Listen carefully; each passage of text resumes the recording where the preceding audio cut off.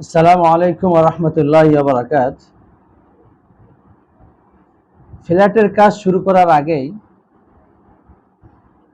ফ্ল্যাটের জন্য যে ম্যাপ বানানো হয়েছে এবং বিল্ডিং নির্মাণের যে ছক আঁকা হয়েছে, ওই ছক দেখিয়ে বা প্ল্যান অনুযায়ী ফ্ল্যাট বিক্রি করা বৈধ আছে কিনা, অথচ হাদিসের মধ্যে সেই মাদম বিক্রি করা নিষেধাজ্ঞা এসেছে। কোনো জিনিস বিক্রি করা বৈধ হইতে গেলে যখন বিক্রি করা হচ্ছে তখন ওই জিনিসটা বিদ্যমান হওয়া আবশ্যক, আমরা জানি। কিন্তু যখন ফ্ল্যাটটা বিক্রি করা হচ্ছে তখন ফ্ল্যাটের কাজই শুরু হয়নি, হয়তো বা কাজ শুরু হবে আরও 2-3 বছর পরে, ফাইনাল হবে বা কমপ্লিট হবে আরও 10 বছর পরে।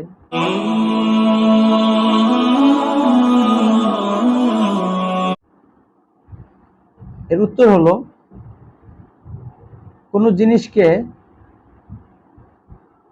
ভবিষ্যতে বানিয়ে দিবে এবং একটা নমুনা দিয়ে তার কাছে বলা যে আমাকে 10 দিন পরে বা 1 বছর পরে এই নমুনা বা এই মডেলের একটা জিনিস বানিয়ে দিবে এবং টাকা অগ্রিম দিয়ে আসা, যেটাকে শরিয়াতের পরিভাষায় বাইউল ইস্তেসনা বলে, এটা আবার বৈধ আছে।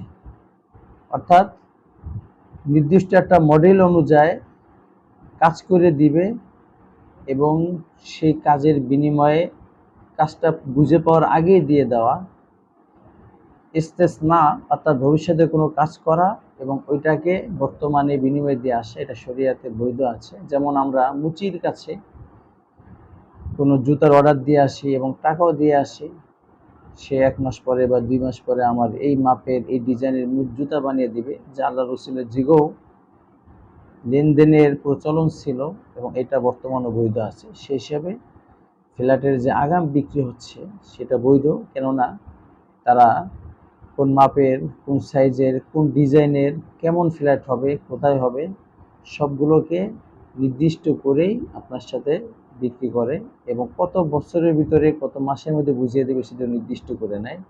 সে হিসাবে বাইউল ইস্তেসনা হিসাবে এটা শুদ্ধ আছে।